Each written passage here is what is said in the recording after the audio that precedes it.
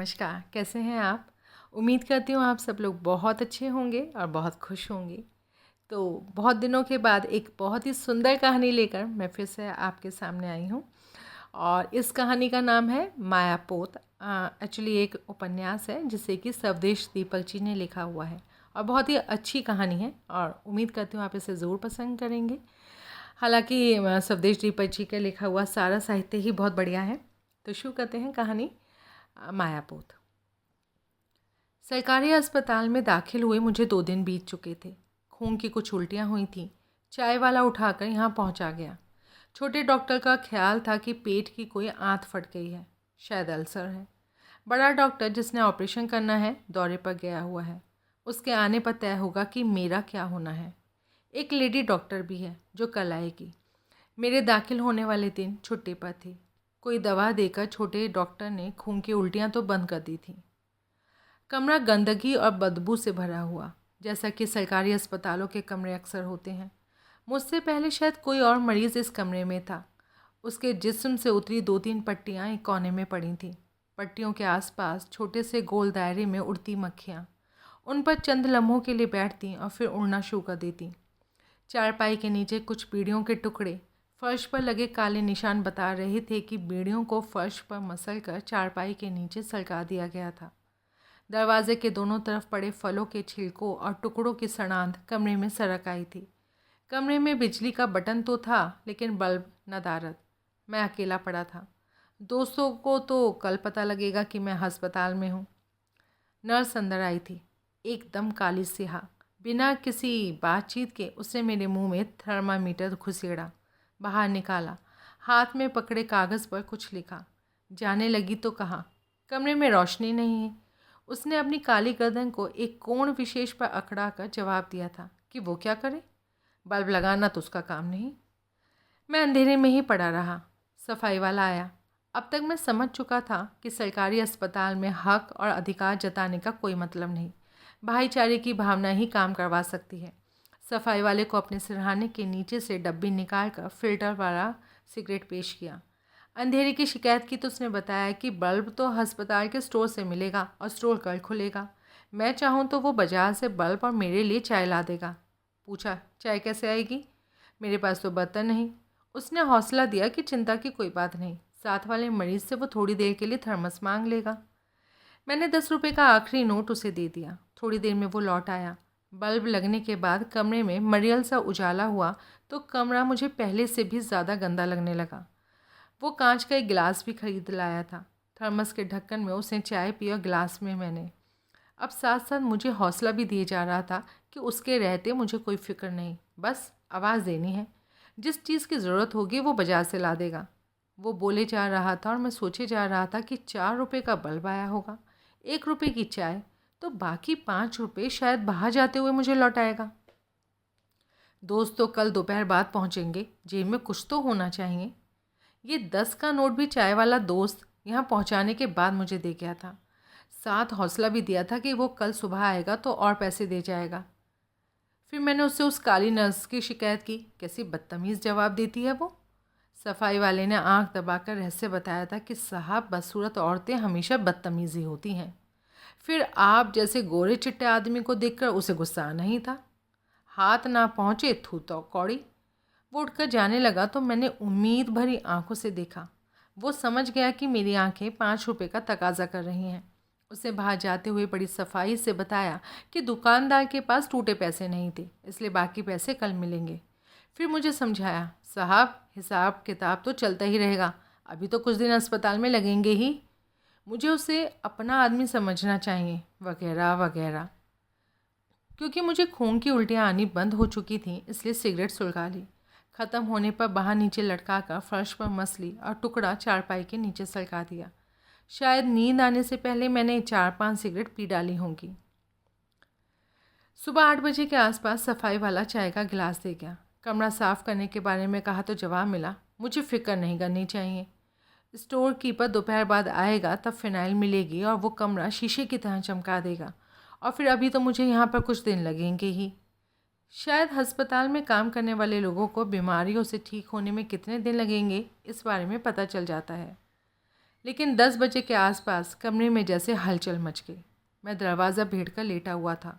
भूख लग चुकी थी, इसलिए सिगरेट पीकर उसे मिटाने की कोशिश कर रहा था। दरवाज़ा झटके से खुला। एक साथ 4-5 लोगों ने कमरे में प्रवेश किया। बड़ी डॉक्टर साहब आ गई हैं। मुझे कर्मचारियों के चेहरे से ही पता चल गया।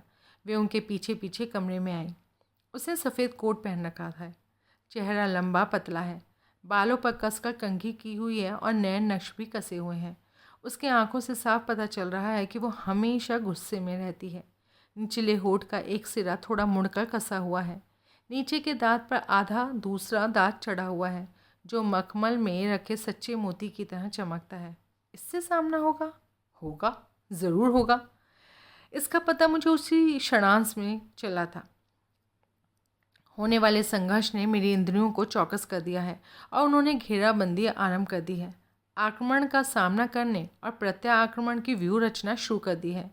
उसे छूने के लिए मेरी आत्मा से 2 लंबे हाथ बार बार बाहर निकल रहे हैं और मैं उन्हें बार बार अंदर खींचता हूँ।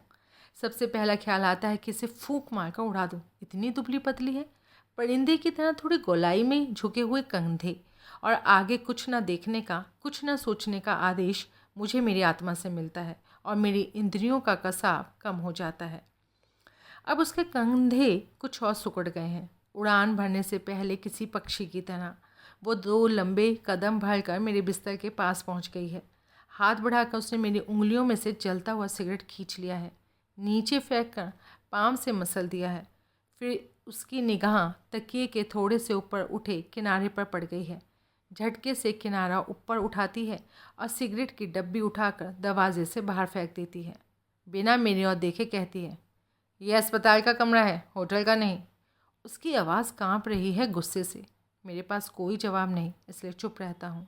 फिर वो चारपाई के बाएं सिरे पर लटकी चादर को उठाकर नीचे पड़े बीड़ियों और सिगरेटों के टुकड़ों को देखती है। मुड़कर छोटे डॉक्टर, काली नर्स और सफाई कर्मचारियों की तरफ देखती है और उन्हें शब्दों के माध्यम से कुछ नहीं कहती। हाँ, उसकी आंखों का काला रंग थोड़ा सा भूरा हो जाता है और निचले होठ का मुड़ा हुआ सिरा लगातार कांपे जा रहा है। मेरी आत्मा से फिर 2 लंबे हाथ बाहर निकलकर कांपते होठ के कांपते सिरे को सहलाना चाहते हैं, पर मैं उन्हें फिर अंदर खींच लेता हूँ। वो छोटे डॉक्टर से मेरी बीमारी के बारे में पूछती है, फिर डॉक्टरों वाले तकनीकी भाषा में उसे कुछ बताती है। काली नर्स से कहती है कि क्या उसे ग्लूकोज लगाने के लिए किसी ने नहीं बताया? कोई जवाब नहीं। फिर पूछती है कि क्या उसे कमरे की गंदगी दिखाई नहीं दी? कुछ जवाब नहीं। फिर वो कागज़ पर कुछ दवाइयाँ लिखती है। कागज़ मुझे पकड़ाते हुए कहती है कि दवाइयाँ मंगवा लूँ। वो 1 घंटे के बाद फिर आएगी। साथ खड़ा क्लर्क धीमी आवाज़ में उसे कुछ कहता है। वो मुझे कहती है कि दाखिल होते वक्त 10 रुपये जमा कराने होते हैं। क्या मुझे बताया नहीं क्या? मैं हाँ में सर हिलाता हूँ। तो फिर मैंने पैसे जमा क्यों नहीं करवाए? मेरे पास कोई जवाब नहीं। चाय वाला दोस्त सिर्फ 10 का एक नोट छोड़ गया था। अगर कल शाम तक जमा करा देता तो करता क्या? दोपहर बाद दोस्त आएंगे तभी जमा करवा पाऊँगा। वो कुछ आदेश देकर कमरे से बाहर निकल गए। एक के बदले 2 सफाई कर्मचारी कमरा साफ कर रहे हैं। झाड़ू देने के बाद भी जलती बिगड़ी सिगरेट के दबाकर बुझाए जाने से जो धब्बे फर्श पर पड़ गए हैं वो मिटे नहीं। वे दोनों गीले कपड़े से फर्श को रगड़ कर साफ कर रहे हैं। एक दूसरे से पूछ रहा है कि बड़ी डॉक्टर ने तो कल आना था, आज कैसे आ गई? दूसरा जली हुई आवाज़ में उसे बताता है, ये बात वो डॉक्टर से ही पूछ ले। वे कमरे की खिड़की को खोलकर कांचों को साफ करते हैं। एक आदमी कुछ लेने बाहर जाता है। मैं रात वाले अपने नए दोस्त से कहता हूँ कि बड़ी डॉक्टर सख्त लगती है। इस वक्त उसके चेहरे पर अपनेपन का कोई भाव नहीं। वो बिना सर उठाए फर्श साफ कर रहा है। मुझे पता है कि वो काम का आदमी है। यहाँ रहना है तो उससे दोस्ती बनाकर ही रहना चाहिए। मैं उसे सूचना देता हूँ कि मैंने तो डॉक्टर से उन लोगों की कोई शिकायत नहीं की। उसे इस बात का पता है क्योंकि वो डॉक्टर के पीछे पीछे ही कमरे में आया था। सर ऊपर उठाता है। रात को बनी नई दोस्ती का कुछ हिस्सा उसके चेहरे पर चमकता है और मुझे कहता है, भूखी शेरनी है, शेरनी खा जाएगी, खा जाएगी। दूसरा आदमी लौट आया है। चिलमची में फिनाइल है। कमरे का फर्श अब फिनाइल भीगे पानी से पोंछता है। रात वाला दोस्त बाहर जाता है और एक छोटा सा मेज़ लाकर बिस्तर के बाईं तरफ रख देता है। फिर वो पूछता है कि बाज़ार से दवाइयाँ कब मंगवानी है। मैं उसे बताता हूँ, दोपहर बाद। वो कहता है कि बड़े डॉक्टर तो 1 घंटे बाद आने को बोल गई है, ग्लूकोज चढ़ाना है। मैं कोई जवाब नहीं देता। उसके चेहरे पर दोस्ती का हिस्सा गायब हो जाता है। वो मुझे ये सूचना देकर बाहर निकल जाता है कि उसकी कोई गलती नहीं। वो बड़ी डॉक्टर को बता देगा कि उसने तो दवाइयाँ लाने के लिए पूछा था, मैंने ही नहीं मंगवाई। खुली खिड़की से न धूप अंदर आ रही है न हवा। आसपास के मकानों से धुआं ऊपर उठ रहा है, पहले बिल्कुल सीधी लकीर में और फिर ऊपर उठकर छितराता हुआ। जो लोग नाश्ता कर चुके हैं, अब शायद दोपहर के खाने के लिए अंगीठियाँ जलाई जा रही हैं। मुझे भूख लगी है। सिरहाने के नीचे हाथ सरकाता हूँ। फिर याद आता है, उस शेरनी डॉक्टर ने तो डिब्बी बाहर फेंक दी थी और चेतावनी भी दी थी कि यह अस्पताल है, होटल का कमरा नहीं। अरे हाँ, डॉक्टर भी तो 1 घंटे के बाद आने को कह गई है और मैंने अभी तक बाज़ार से दवाइयाँ नहीं मंगवाई। साधारण और सस्ती दवाइयाँ अस्पताल में ही मिल जाया करती हैं, लेकिन विशेष और महंगी दवाइयाँ मरीज़ को खुद खरीदनी होती है। ये लगभग सारे सरकारी अस्पतालों में चलता है। पैसे ना होने से मुझे कोई परेशानी नहीं हो रही। किसी तरह की लिजलिजी रोमांटिक बातें मुझे परेशान नहीं कर रही। पैसा कभी भी मेरे पास रहा ही नहीं, इसलिए इस ना होने की स्थिति का मैं आदी हो चुका हूँ। लेकिन कभी कमी किसी चीज़ की नहीं हुई। बहुत सारे दोस्त हैं और सारे के सारे बारोज़गार, यानी कि नौकरी है। मुझे पैसा देना उन्हें खलता नहीं, अच्छा लगता है। और फिर विदेशी मैगज़ीन से साल में 3-4 बार ढेर सारे डॉलर आ जाते हैं और महीनों मेरे कमरे में ही महफिलें जमती हैं। अब मैं दिल ही दिल में दोस्तों के नामों की और उनके यहाँ पहुँचने की लिस्ट बना रहा हूँ। पहले वर्मा को पता लगना चाहिए, अखबार में काम करता है, आजकल दोपहर की शिफ्ट में है। दफ्तर जाने से पहले वो मेरे कमरे का चक्कर आदतन लगाया करता है। 2 बजे के आसपास मेजर भट्टी को आना चाहिए, अभी कुआरा है। मेस से खाने का टिफ़िन भरवा कर रोज़ दोपहर को मेरे कमरे में आया करता है। फौज वाले खाना काफ़ी भारी देते हैं। एक आदमी की रोटी 2 आदमी मज़े से खा सकते हैं। कमरे के बाहर कदमों की आहट होती है। मेरी सारी इंद्रियों में फिर तनाव आ जाता है। जानता हूँ डॉक्टर अपने कहे मुताबिक आ गई है। वो अंदर आती है, दरवाजे में खड़े खड़े कमरे का जायज़ा लेती है। उसकी आंखों में कमरा साफ देखकर सब ठीक है का भाव दिखाई देता है। वो कुर्सी खींचकर चारपाई के पास बैठ गई है। मेरी कलाई की उंगलियों और अंगूठों में दबाकर नब्ज़ देख रही है। उसके हाथ बिल्कुल ठंडे हैं, अस्पताल के औजारों की तरह। फिर मेरा हाथ भी गर्म है। जानता हूँ ज़ोरों का बुखार चढ़ रहा है। वो मेरा हाथ छोड़कर साथ पड़े मेज़ की तरफ देखती है। जानता हूँ दवाइयाँ तलाश रही है जो उसने मंगवाने के लिए कही थी। मेज़ पर उसकी लिखी पर्ची पड़ी है। काली आंखों में भूरा रंग उभरना शुरू हो गया है। उसे गुस्सा आ रहा है। आक्रमण सहने के लिए मेरा शरीर अकड़ गया है। उसका निचला होठ थोड़ा मुड़ा है, दांतों पर दांत चढ़ा मोती की तरह चमका है। वो बिना मेरी ओर देखते पूछती है, दवाइयाँ कहाँ हैं? दोपहर बाद मंगवाऊँगा, अभी पैसे नहीं हैं। मैं जानता हूँ पैसे ना होने की बात कहते वक्त मेरी आवाज़ में आम मरीज़ों की तरह कहीं दीन भाव का लहजा नहीं है। अब वो आंखें उठाकर मुझे देख रही है। मेरा चेहरा देखकर उसे पता चल गया है कि ना मैं मजाक कर रहा हूँ ना सहायता के लिए अपील, सिर्फ सच बता रहा हूँ। उसकी आंखों में सिर्फ कठोरता है, शायद और किसी भाव का उसे पता ही नहीं। आप काम क्या करते हैं? कुछ भी नहीं। अब वो अंदर तक चौंकी है। मेरी कनपटियों के थोड़े बालों से सफ़ेद मेरी उम्र का अंदाज़ा लगा रही है। उसे ये भी पता चल गया है कि मैं पढ़े लिखे किस्म का आदमी हूँ। मेरा कद काठ भी शिकायत नहीं कर रहा कि मैं कोई काम नहीं करता। वो मेरे जवाब सुनने पर जो कुछ सोच रही है उसका अंदाज़ा लगाना मेरे लिए बिल्कुल कठिन नहीं। बहुत सारे लोग मुझसे ये सवाल पूछ चुके हैं और बहुत बार वही कुछ सोच चुके हैं। दवाइयाँ ना मंगवाने की वजह उसे पता चल गई है। आँखों के भूरे रंग की जगह काला रंग लौट आया है। आपके पास रात को कोई ठहरा नहीं, किसी का होना ज़रूरी है? कोई है नहीं, माँ बाप मर चुके हैं। वो अगला सवाल पूछने के लिए मुंह खोलती है, फिर झिझक कर मुंह बंद कर लेती है। जानता हूँ सवाल क्या है। मेरी उम्र के आदमी की तो बीवी होनी चाहिए। मैं उसके अनबुझे सवाल का जवाब देता हूँ, शादी नहीं की। अब उसके पास पूछने को कहने को कुछ नहीं है। परेशान दिख रही है, उठी है, खिड़की के पास जाती है। कंधे थोड़े और झुक गए हैं। मुझे पता है कि सोच रही है कि अब क्या करें।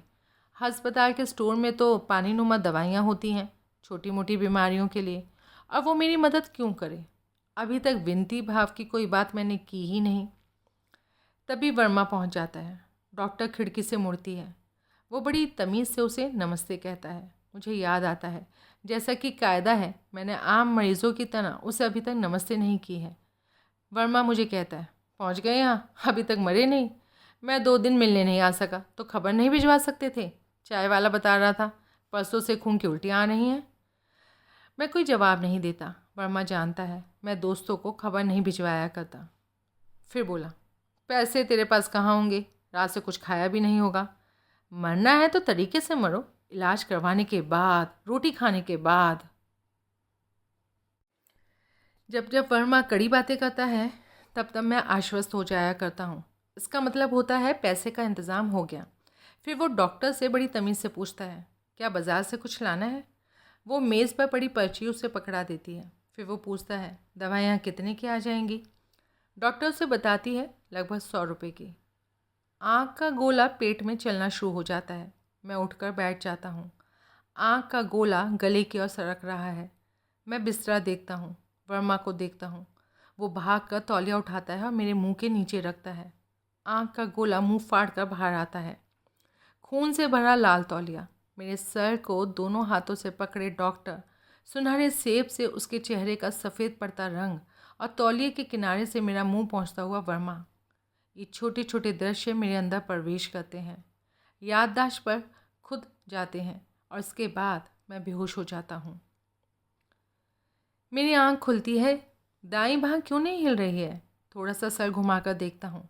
स्टैंड पर खून की बोतल उल्टी लटकी है और एक बूंद धीरे धीरे रबड़ की ट्यूब में सरक रही है। तो खून चढ़ाने की नौबत आ गई। वर्मा कुर्सी से उठता है और मेरे पास बिस्तर के किनारे बैठ जाता है। कैसे हो? कुछ चाहिए? वो पूछता है। तुम अभी तक काम पर नहीं गए? मैं पूछता हूँ। उसे तो 2 बजे दफ्तर पहुँचना होता है ना?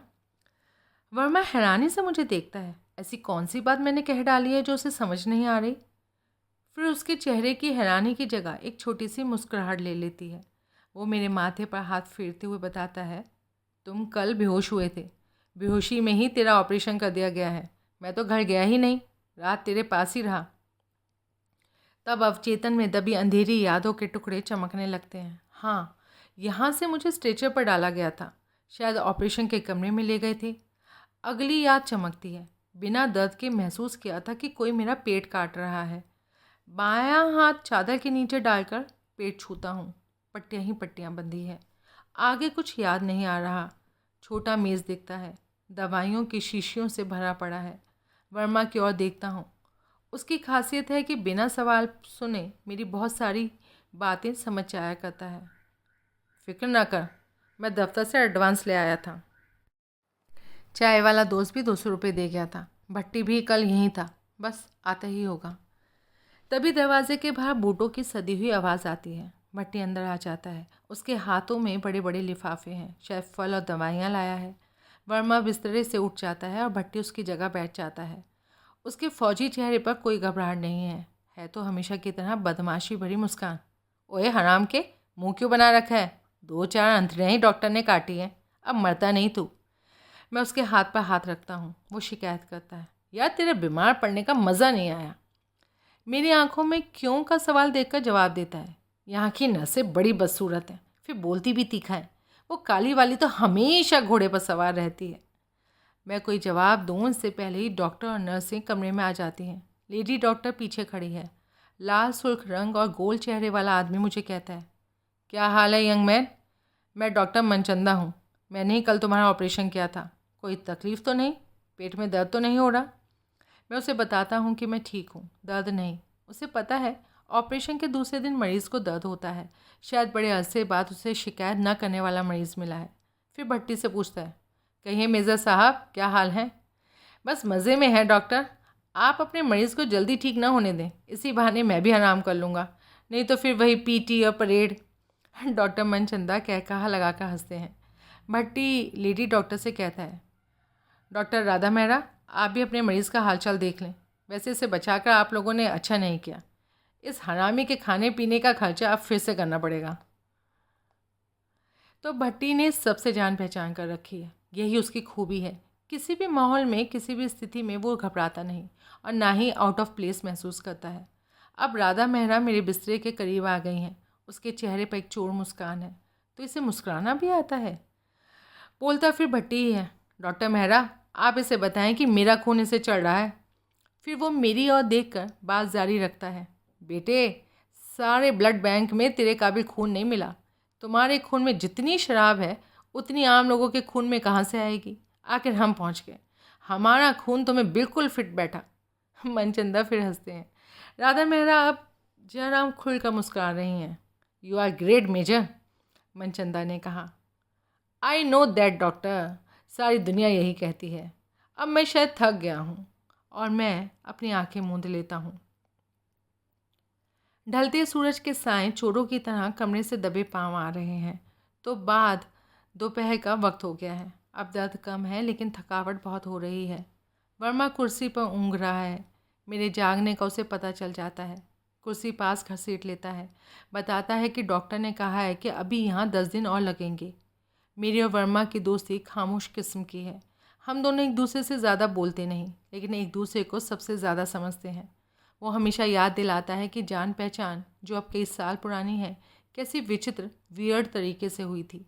मैं अखबार के दफ्तरों में एनसाइक्लोपीडिया ब्रिटानिका से कुछ नोट्स लेने गया था। वर्मा रेफरेंस सेक्शन का काम देखता था। उसे शेल्फ तक ले गया जहाँ ब्रिटानिका रखा था। फिर उसने पूछा कि मुझे क्या देखना है। मैंने बताया था कि बिल्लियों के बारे में, उनकी आदतों के बारे में कुछ नोट्स लेने हैं। उसने मुझे घूर कर देखा था, कहीं मजाक तो नहीं कर रहा। जब मैंने उसे अपना पूरा नाम बताया था और सूचना दी थी कि कुछ विदेशी अंग्रेज़ी पत्रिकाओं के लिए लिखता हूँ, तो उसने हाँ में सर हिलाकर बताया था कि उसने मुझे पढ़ा है। अखबार के दफ्तर में बहुत सी विदेशी पत्रिकाएँ मंगवाई जाती हैं। नोट्स लेने के बाद जाने लगा था तो उसने चाय मंगवाई थी। अपनी उत्सुकता दबा नहीं पा रहा था।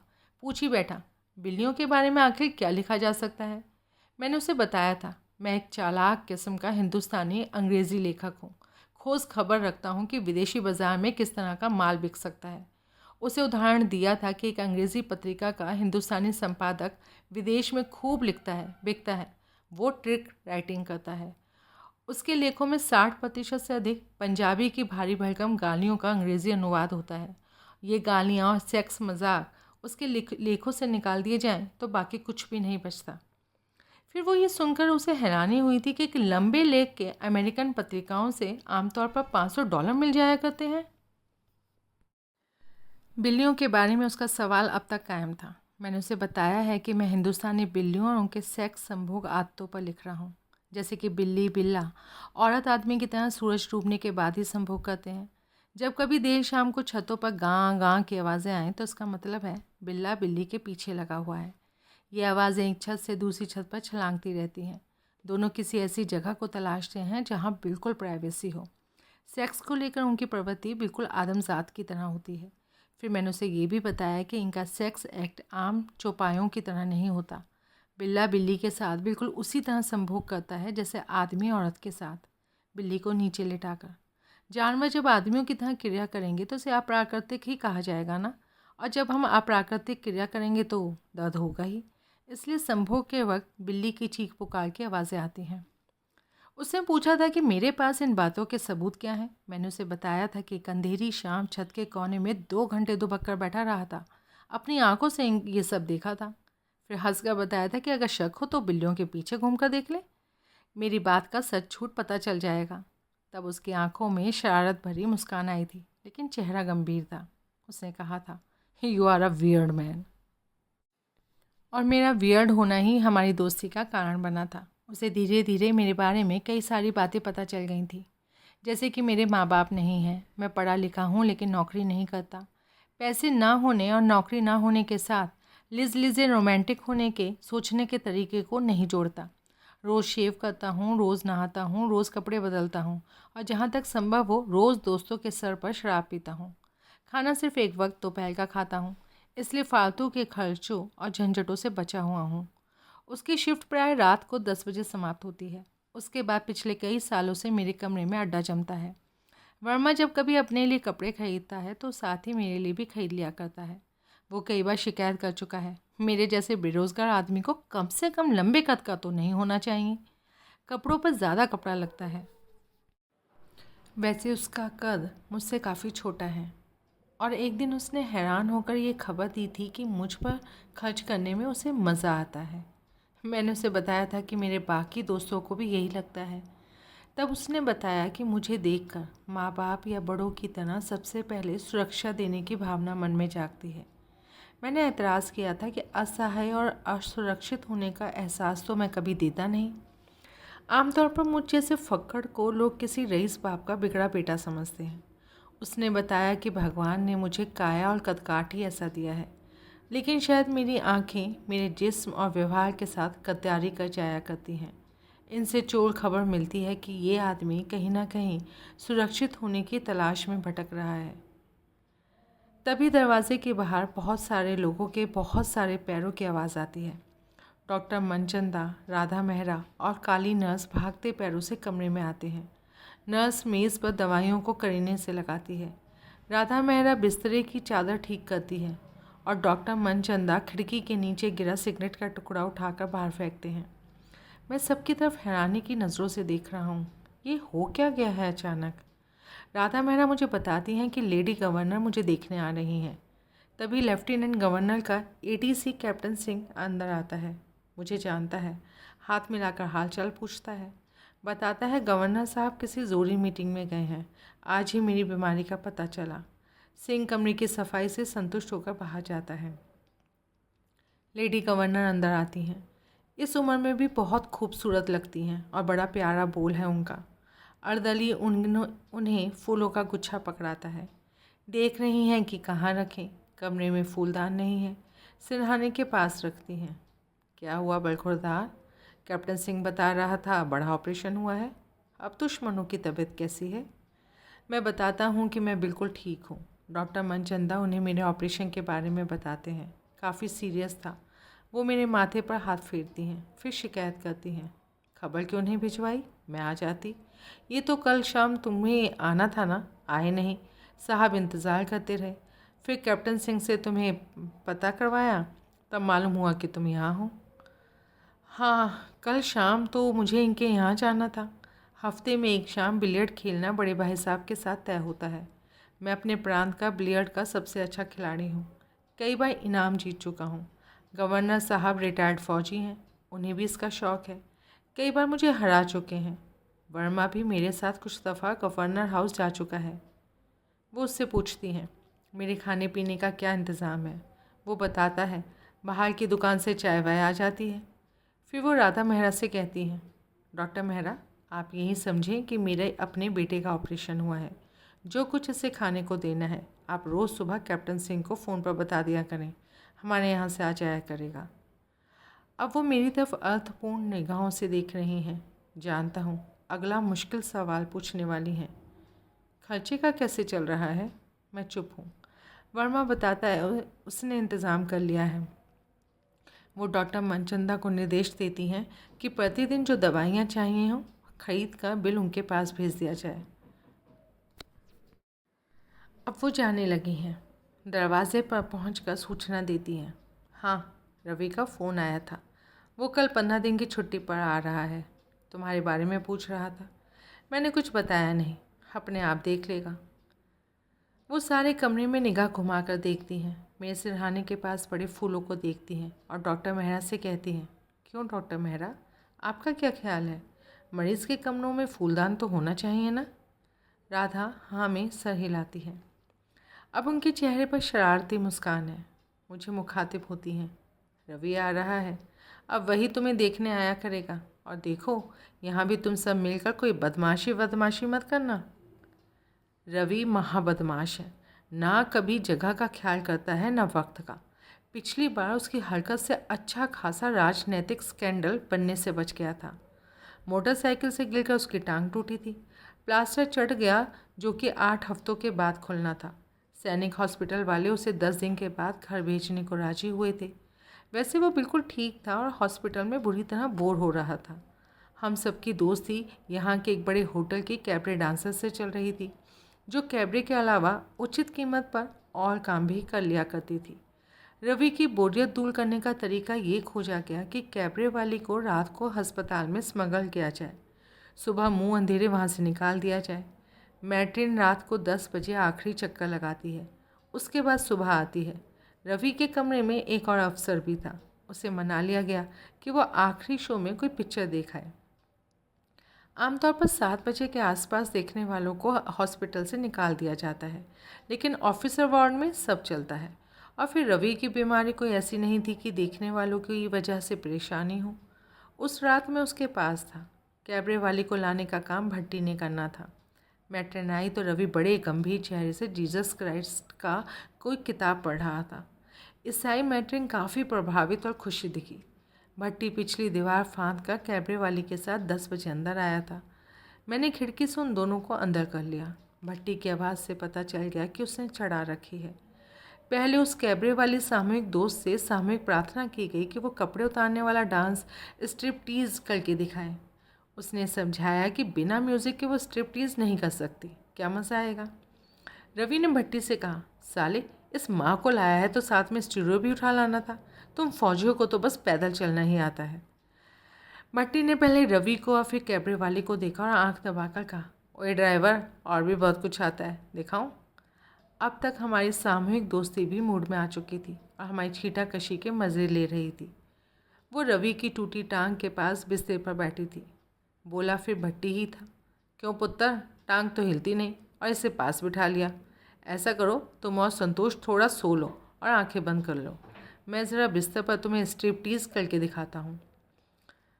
वो बोली थी, भट्टी तुम बकबक ज़रा कम किया करो। रवि बीमार है और तुम लोग मज़े ले रहे हो। आज तो मैं उसकी देखभाल करूँगी। तब तक मैंने भी रवि के सिरहाने के नीचे से बोतल निकाल कर कुछ घूंट ले लिए। सारी समस्या का हल मैंने किया। मेज़ खींचकर पास किया और उससे तबले का काम लेना शुरू कर दिया। थोड़ा पीने के बाद उस लड़की को संगीत की कमी खलनी बंद हो गई। कमरे में बाकायदा कैबरे शुरू हो गया, लेकिन लिखी को कौन टाल सकता है। अभी उसने अपनी कमीज़ उतारनी शुरू ही की थी कि जिस अफसर को पिक्चर देखने भेजा था वो वापस लौट आया और बिना दरवाज़ा खटखटाए अंदर आ गया। उसकी तब्दीली इस शहर में नई नई हुई थी। हम लोगों से और भट्टी के गुस्से से वाकिफ़ नहीं था। लड़की ने कमीज़ नीचे कर ली। भट्टी गरजा था, यू बास्टर्ड, बिना नॉक के अंदर आते हैं क्या? तू ऑफिसर है कि गधा? उस अफसर ने हम तीनों को देखा, लड़की को देखा, शराब की बोतल को देखा, भट्टी की गाली को सुना और जवाब दिया, गाली मत दो, मैं तुम लोगों की रिपोर्ट करूँगा। तुम्हारा कोर्ट मार्शल ना हो तो मुझे कहना। भट्टी ने उछल कर उसकी गर्दन पकड़ ली। सांप के फंग की तरह उसका मुक्का उस अफसर के मुंह पर पड़ा था। बहन दे यार, पहले मैं तेरा कोर्ट मार्शल कर लूँ, फिर देखेंगे। भट्टी और उस लड़की को धक्का देकर खिड़की से बाहर भगाया था।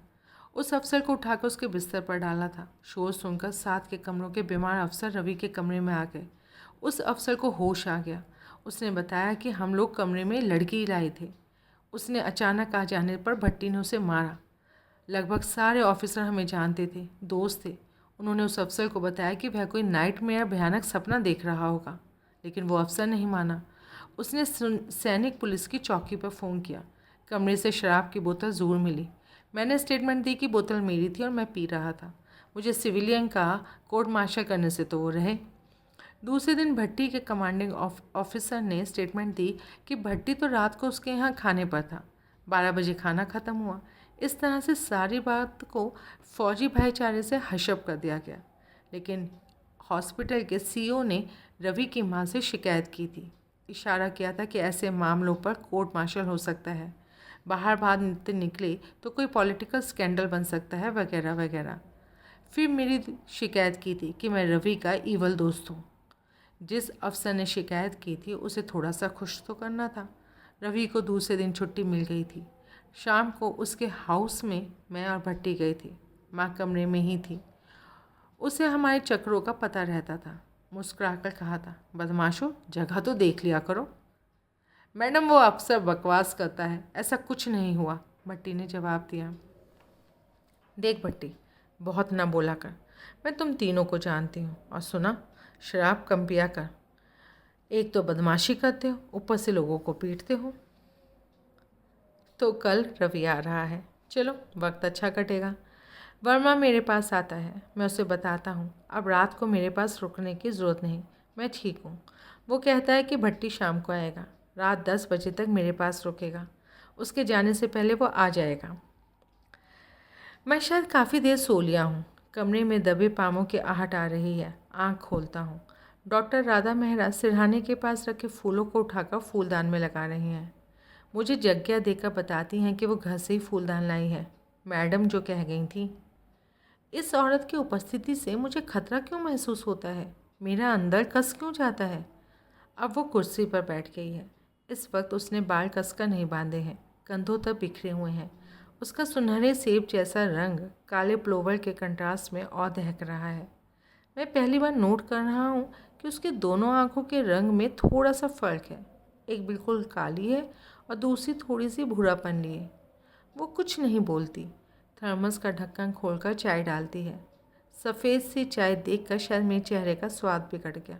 वो बताती है कि इस बीमारी में बिल्कुल वीक चाय पीनी है, मिर्च मसाला नहीं खाना, शराब सिगरेट का तो सवाल ही नहीं उठता। उसे मेरे चेहरे के भावों से पता चल जाता है कि मैं उसकी बातें फिजूल समझ रहा हूँ। इस पर अमल नहीं करूँगा। उसे शायद गुस्सा आ रहा है। दोनों आँखों का रंग भूरा हो रहा है, होठ का सिरा हिल रहा है और दांत पर चढ़े दांत का कोना चमक मार रहा है। अब वो कुर्सी के कोने में सिमट गई है। उसके शरीर के अंग थोड़े सिकुड़ गए हैं, छलांग भरने से पहले बिल्ली। फिर शायद वो सोचती है कि उसे मुझ पर गुस्सा होने का हक ही क्या है। वो डॉक्टर है, सलाह देना उसका फ़र्ज़ है। मरीज़ माने ना माने उसकी मर्जी। मैं जानता हूँ उसने जो कहना था नहीं कह रही, बात बदल रही है। लेडी गवर्नर आपको कैसे जानती हैं? मैं उसे बताता हूँ कि उनका इकलौता लड़का रवि मेरा दोस्त है, एयरफोर्स में पायलट है। उसकी वजह से उसके माँ बाप जानते हैं। फिर बड़े साहब को बिलियर्ड का शौक़ है। किसी आम आदमी के साथ वो शौक़ पूरा नहीं कर सकते। बाद में 100 तरह की सिफारिशें पहुँचने का खतरा रहता है। मैं बेकाम आदमी हूँ, उन्हें पता है नौकरी वोकरी का चक्कर नहीं है, ना ही सिफारिशें करवाने की ज़रूरत पड़ती है। मेरे साथ खेलने में वो सेफ़ महसूस करते हैं। फिर रवि की माँ को मुझसे विशेष स्नेह है। उन्हें पता है कि उनका लड़का उत्पाती है, तभी पिता विशेष कोशिश में उसके ट्रांसफ़र अपने प्राप्त में नहीं होने देते। लड़का पिता की पोजीशन का फ़ायदा ना उठाए, लेकिन छुट्टियां तो उसे यहीं गुजारनी होती है। उसके आने से पहले बड़े साहब संकेतों की भाषा में बता दिया करते हैं कि मुझे रवि का खास ध्यान रखना है। ऐसी वैसी बातों के लिए वो रोकते नहीं, ज़माना देखे हुए हैं, जानते हैं जवानी में ऐसी वैसी बातें तो होती ही हैं। फिर वो पूछती है कि सेना के लोगों से मेरी दोस्ती क्यों कर है। मैं उसे बताता हूँ कि सेना के लोग जब लड़ाई ना चल रही हो तो मेरी तरह निकम्मे होते हैं, और शराब मैं उनसे भी ज़्यादा पी लेता हूँ, पचा लेता हूँ। क्या कवारे अफसरों को अड्डा जमाने के लिए जगह की ज़रूरत भी तो होती है। मेरे जैसे छड़े छांट के कमरे में ही रात को महफिलें जमती हैं। उसे पता है मैं बात टाल रहा हूँ, ऊपर ऊपर से बोल रहा हूँ। वो बोलती है तो शब्दों के साथ साथ उसके हाथ की उंगलियां भी ऊपर नीचे दाएं बाएं होती हैं। लगता है शब्दों और उंगलियों को एक ही तार ने बांध रखा है। अचानक एक फिजूल सा ख्याल आता है कि वो अगर गूंगी भी हो, शब्द ना भी बोले, तो उंगलियों के संचालन मात्र से बातचीत कर सकती है। खिड़की के रास्ते अंधेरा तैरता हुआ अंदर आ रहा है और सबसे पहले उसकी गर्दन पर बैठ रहा है। सुनहरे सेब और काले प्लोवर का कंट्रास्ट मध्यम पड़ना शुरू हो गया है। वो उठकर लाइट जलाती है। अंधेरा छलांग मारकर खिड़की से बाहर चला जाता है। वो कुर्सी पर वापस आकर बैठती है और मैं पहली बार महसूस करता हूँ कि वो बिल्कुल एक डिटेक्टिव की तरह चलती है, बेआवाज़। मैंने अभी तक उससे कोई पर्सनल प्रश्न नहीं पूछा, कोई इच्छा और ज़रूरत भी नहीं, लेकिन शायद एटिकेट्स दिखाने भर के लिए मैंने बात करना ज़रूरी समझा था। आपके पति कहाँ काम करते हैं? उसकी उम्र ध्यान में रखते हुए मैंने सोचा कि उसका पति होना ज़रूरी है। मेरा सवाल सुनकर उसके चेहरे पर काली सी झाई आ गई। बड़ी मशीनी आवाज़ में कहती है, मर गया। पति के मरने की सूचना देते वक्त न उसकी आवाज़ में कोई कंपन है, न दिलासा प्राप्त करने का कोई भाव। मेरे अंदर छोटा सा डर सर उठाता है। ये औरत पति के मरने से खुश है? आम औरतों की तरह कहीं टूटी नहीं है, बल्कि मुक्त होने का एहसास देती है। तभी दरवाजे के बाहर भारी कदमों की आवाज़ आती है। भट्टी पहुंच गया है। अंदर आकर हम दोनों को देखता है। उसकी बड़ी बड़ी मूँछों के सिरे कांपते हैं और मैं जान जाता हूँ कि वो मुस्कुरा रहा है। जब भी शरारती मुस्कान उसके होठों पर आती है तो हिलती मूँछें सिग्नल होती हैं कि वो कोई वाहियात बात करने जा रहा है। सॉरी, मैंने आप दोनों को डिस्टर्ब किया। डिस्टर्ब शब्द पर उसने खास तरह का जोर दिया था। इसका अर्थ बदल गया है। राधा मेहरा एक झटके से कुर्सी से खड़ी हो गई है। उसका जिस्म हल्के से कांप रहा है। उसकी आंखों का काला रंग फिर से भूरा पड़ने लगा है। वो भट्टी की छाती तक पहुंच रही है। भट्टी कहा लगाता उसे कंधे से पकड़कर फिर से कुर्सी पर बिठा देता है और कहता है, डॉक्टर मेहरा, हंसने और मजाक करने से कोई बीमारी नहीं होती। राधा के जिस्म का कसा बाहर सरक गया है। आंखों में काला रंग वापस लौट आया है। वो कहती है, मेजर साहब, आप कभी सीरियस भी होते हैं? जनाब, यही तो मुसीबत है। सीरियस होना आता तो अब तक शादी ना हो जाती, एक दो बच्चे भी होते। कोई लड़की मानती नहीं है कि मैं उसे सीरियसली ले रहा हूँ। कमरे का वातावरण खुल गया है। फिर वो मुझसे शिकायत करता है, यार अब जल्दी ठीक हो जा, बड़ी मुसीबत है।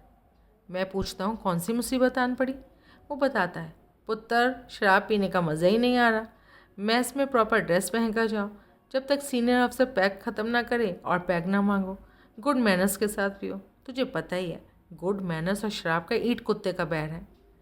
तब राधा उसे बताती है, लेकिन मेजर साहब, ये तो अब शराब नहीं पी सकते।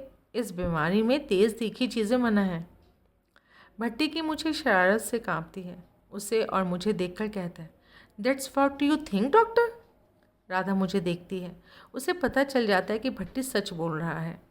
थोड़ा सा अंधेरा मुझे लगता है उसके चेहरे पर आ बैठता है, पर मेरे शराब पीने ना पीने से उसके चेहरे पर अंधेरा बैठने की क्या ज़रूरत? ज़रूर मुझे गलती लगी है। राधा उठकर चली जाती है। भट्टी कमरे में निगाहें घुमा कर देखता है और मुझे ये कहकर बाहर चला जाता है कि वो कुछ संतरे खरीद कर अभी लौट आएगा। डॉक्टर ने संतरे का रस देने को कहा है। भट्टी और मैं साथ पढ़े हैं, या यूँ कहा जा सकता है कि पढ़ा सिर्फ मैं हूँ और पास वो हुआ है। जब भट्टी 10वीं में था तो स्टेट के 11 हॉकी खिलाड़ियों में था। तब हम लोग पंजाब में रहते थे। कॉलेज में वो बस दिन रात हॉकी के चक्कर में रहता था। पुलिस वाले उसे सब इंस्पेक्टर लेने को तैयार थे, लेकिन वो सेना में अफसर बनना चाहता था और इसके लिए बीए पास करना ज़रूरी था। क्लर्क को पैसे वैसे देकर वो परीक्षा में अपनी सीट मेरे पास लगवा लिया करता था। बकौल उसके अंग्रेज़ी में उसका हाथ शुरू से तंग था। फिर अपने कॉलेज के प्रोफेसर उसकी छोटी मोटी नकल को अनदेखा कर देते थे। अब तक वो भारत की तरफ से हॉकी टीम में खेल चुका था, लेकिन बीए फाइनल में अंग्रेज़ी वाले दिन लगा उसकी नाव डूब जाएगी। किसी दूसरे कॉलेज की कोई लेडी प्रोफेसर उस दिन कमरे में सुपरवाइज़ कर रही थी। उसे पक्का शक हो गया था कि भट्टी मेरे पर्चे से नकल कर रहा है। वो लगातार हम दोनों के सर पर खड़ी थी। लंबी बहुत थी, कोई 5 फुट 10 इंच। भट्टी ने बड़े प्यार से उसे 2-4 बार कहा कि वो सर पर ना ठहरे, कॉन्सेंट्रेट नहीं किया जा रहा, लेकिन वो औरत इस तरह की सारी चालाकियों से वाकिफ़ थी। भट्टी की हर प्रार्थना मुस्कुराकर टाले जा रही थी। कोई मर्द होता तो भट्टी अब तक बाहर निकल, अभी देखता हूँ, कि धमकी दे चुका होता। उसने लिखना बंद कर दिया क्योंकि मेरा पर्चा देख नहीं पा रहा था। पेन बंद करके जेब में डाला था। बहुत ऊंची आवाज़ में दोहा पड़ रहा था, बड़ा हुआ तो क्या हुआ, जैसे पेड़ खजूर, पंथी को छाया नहीं, फल लागे अति दूर। फल शब्द उसने उस औरत के लंबे कद और उभरी छातियों को देखकर एक विशेष अंदाज में कहा था। सारे कमरे में हंसी जो छूटी तो थमने का नाम नहीं लिए। उस औरत ने चीख चीख कर नो टॉकिंग नो लाफिंग की आज्ञाएं दी, लेकिन हंसी थी कि बंद होने का नाम नहीं ले रही थी। उस औरत ने उस कमरे से अपनी ड्यूटी बदलवा ली थी। प्रिंसिपल के बहुत पूछने पर भी नहीं बता पा रही थी कि उसे शिकायत क्या थी। अब कमरे में हमारी जान पहचान वाला प्रोफेसर आ गया था और हम दोनों पास हो गए थे।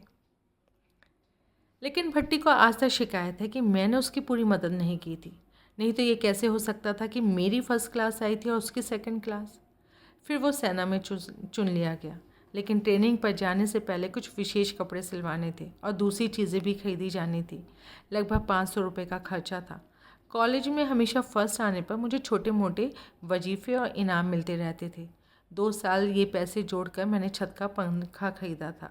अभी खरीदे 2 महीने ही हुए थे। इसे बेचकर मैंने भट्टी को 200 रुपये दिए थे। बाकी पैसों के लिए दूसरे दोस्तों से चंदा किया गया था। भट्टी एक बहुत छोटे किसान का बेटा था।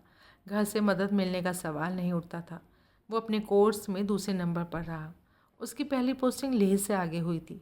उसने चिट्ठी में बताया था कि वेतन का 1 पैसा भी खर्च नहीं हो रहा। 15,000 फुट की ऊंचाई पर उसकी चौकी है।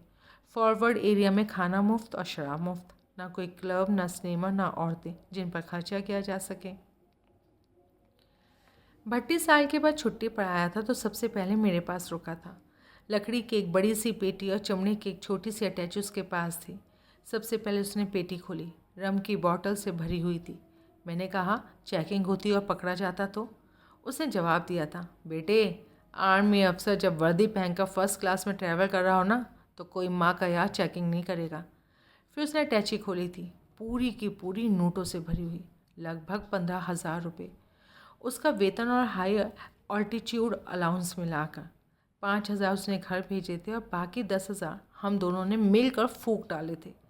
मेरे लिए 2 कोट, 2 पैंट और 4 कमीज़ें खरीदी गईं। मैं एमए में था।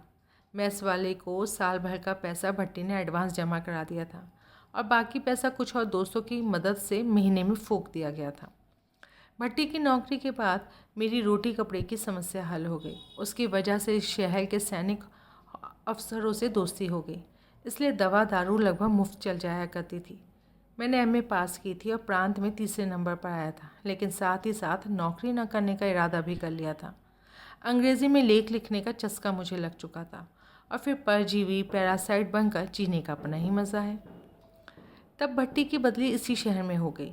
यहाँ बहुत बड़ी छावनी और वायुसेना स्टेशन है।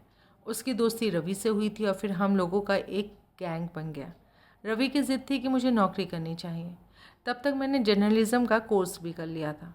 उन दिनों इस प्रदेश का प्रसिद्ध अंग्रेज़ी दैनिक कहीं से निकलता था। अभी चंडीगढ़ शिफ्ट नहीं हुआ था। सब एडिटर की नौकरी मिल गई। कुल मिलाकर 700 रुपये मिलने लगे, लेकिन 8 दिन के बाद ही ये नौकरी छोड़नी पड़ी, क्योंकि शुरू में मेरी रात की ड्यूटी लगी थी और अड्डेबाजी ख़त्म हो गई थी। मेरी पहली छुट्टी पर ही रवि और भट्टी की जमकर लड़ाई हुई थी। रवि फाइटर पायलट था, लेकिन भट्टी उसे ड्राइवर ही कहता है। ये कहानी सुनाता कि उसके गांव का एक लड़का पायलट बन गया। छुट्टी पर गांव वापस आया तो उसके अनपढ़ दादा ने पूछा था, वो काम क्या करता है? पोते ने सीना फुला कर बताया कि पायलट है। दादा ने पूछा, वो क्या होता है? लड़के ने बताया था कि वो हवाई जहाज़ चलाता है। दादा का मुंह गुस्से से लाल हो गया। उसने गाली देते हुए कहा, साले, सीधे सीधे कहना कि ड्राइवर है। बाप ट्रक चलाता है, तू जहाज। इतना पैसा फूंक कर तुझे ड्राइवर ही बनना था तो अच्छा था घर में खेती करता। रम की पूरी बोतल हम तीनों पी चुके थे। भट्टी ने दूसरी बोतल खोली और रवि से कहा, ड्राइवर के बच्चे, तूने हमारी ज़िंदगी बर्बाद कर दी है। अब इस तेरे बाप की ड्यूटी अक्सर रात को पड़ेगी, करेंगे क्या? तब तक मुझे नौकरी करवा कर रवि को अपनी गलती का एहसास हो गया था। वो सर झुकाए चुप था। भट्टी ने फिर कहा था, साले, इस तेरे बाप का खर्चा ही क्या है? 40 रुपये कमरे का, 50-60 सिगरेटों का। रोटी तो हम दोनों मेस के से स्मगल कर लेते हैं। तेरे मजबूर करने पर ही इसने नौकरी की है। तू साला बनावटी राजपूत है, दोस्तों पर 100 रुपया भी खर्च नहीं कर सकता। और तेरी माँ, वो जो नर्स मैंने फंसाई हुई है और जिसके साथ तुम दोनों भी मज़े लूटते हो, उसे किसके कमरे में ले जाया करेंगे? बैचलर्स क्वार्टर्स में? कोर्ट मार्शल करवाना है क्या?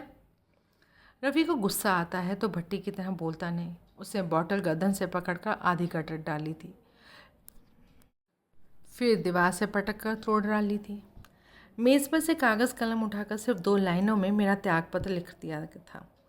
साइन करने के लिए कागज़ मेरी ओर बढ़ा दिया था। मैं भट्टी की ओर देख रहा था। तभी रवि ने चीख कर कहा, उस बाप की ओर क्या देख रहा है?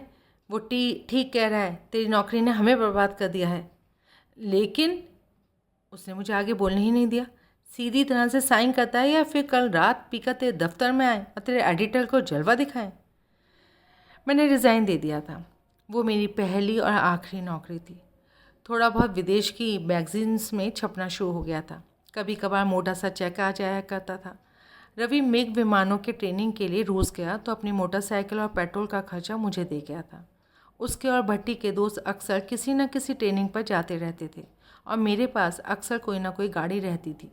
जब तक भट्टी इस शहर में रहा, सेना का फ्री पेट्रोल मिलता रहा और मैं दिन भर मज़े से घूमता फिरता रहता था। खाना पीना हमेशा सुख से चलता रहा है और रहता है।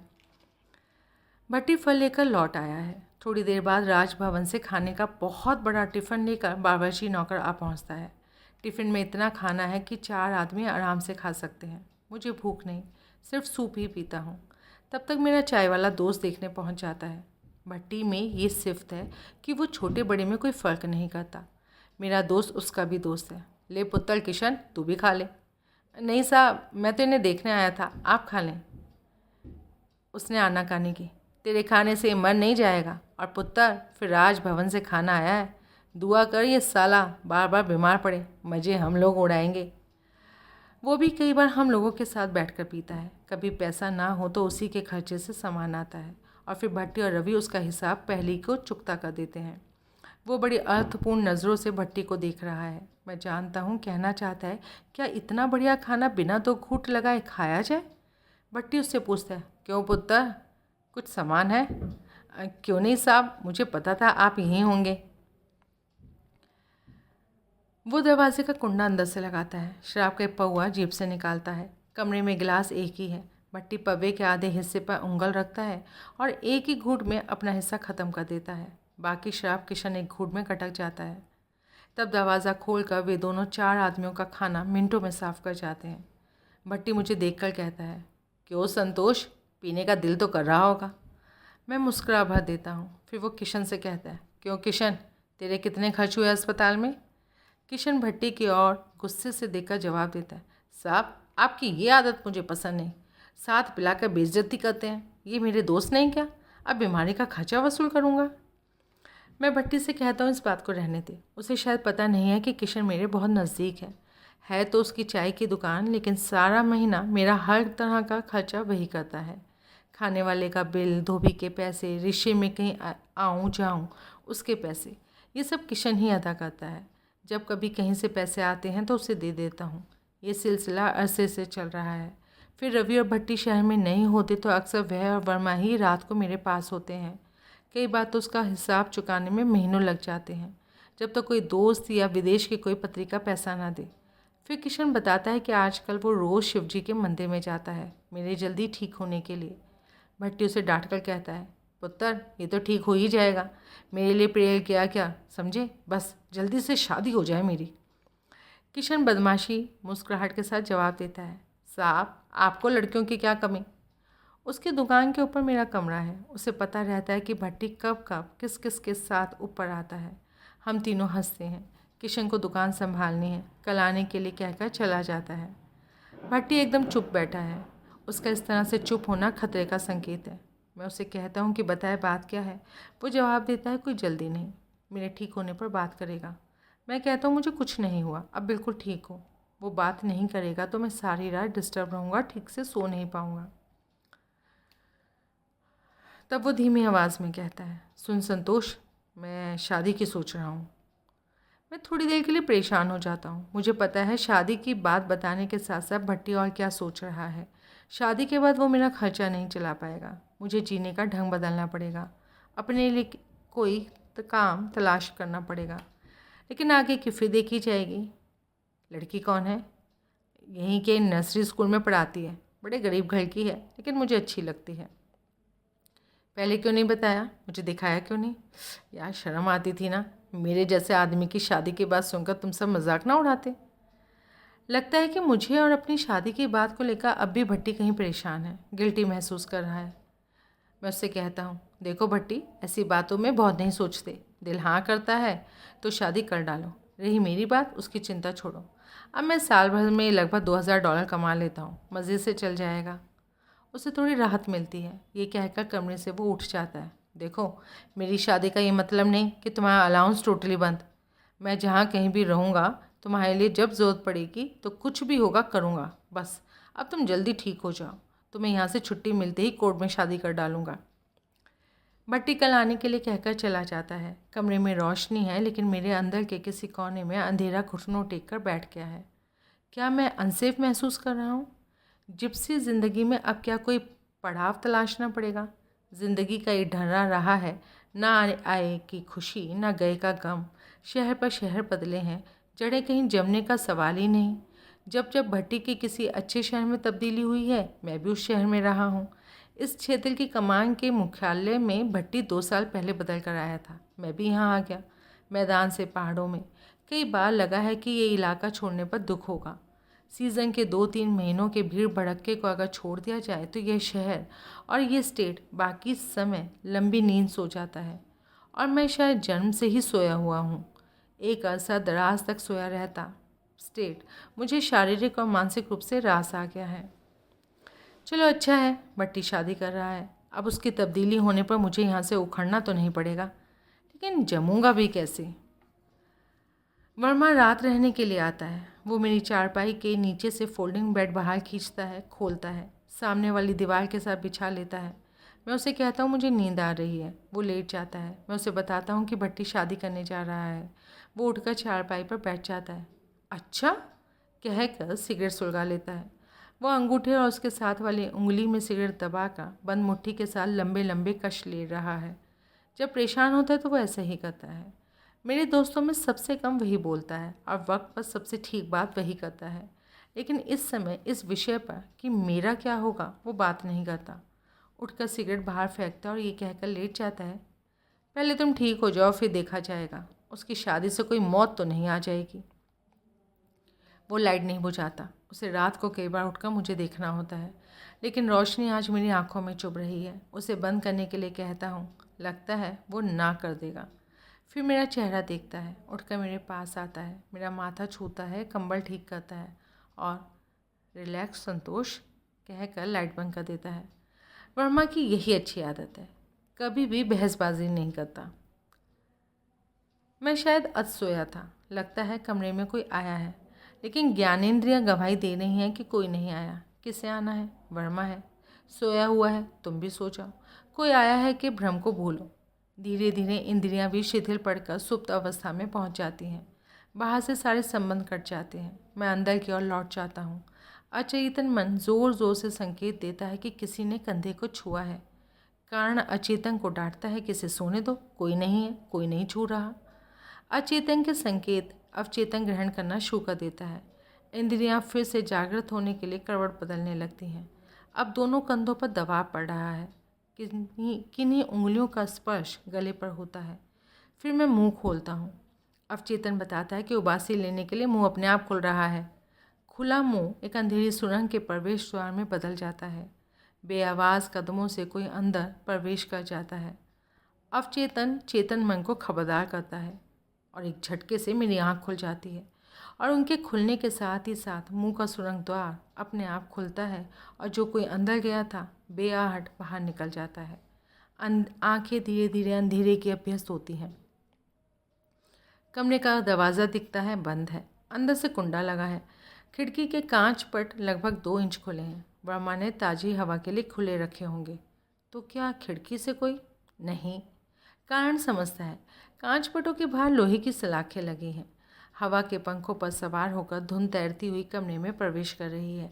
कमरे के अंदर लाने के बाद हवा धुंध को अपने कंधों से नीचे उतार देती है और ये धुंध कमरे के फर्श पर लेट जाती है। लंबी यात्रा करके आई है, थक गई है।